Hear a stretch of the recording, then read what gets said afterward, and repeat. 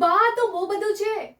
I mean આ કર્યાવર નહીં, દહેજ લાગે છે. ઇન્ડિયન ડોવરી. જો તમારી ઘરની દીકરીના લગ્ન છે તો તમે એને કોઈ ટ્રીપ પણ નથી મોકલતા with so much luggage.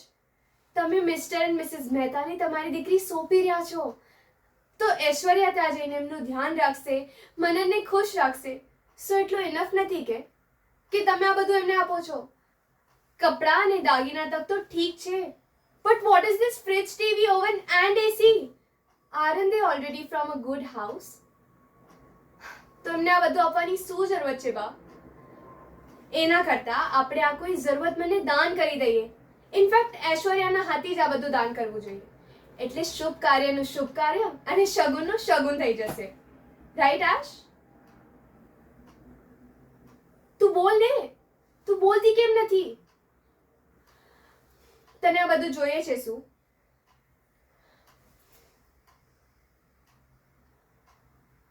Vote? For real? આ બધું તારા સાસરાવાળાને જોઈએ છે and you okay with it? આવા કેવા ભીખા?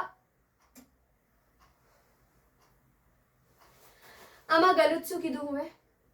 હવે માંગાવાળાને ભિખારી જ કહેશું ને? અને ગુરુભાઈએ મને આ જ શીખવાડ્યું છે. બેગર, ભિખારી, the same thing. Am I wrong ગુરુભાઈ?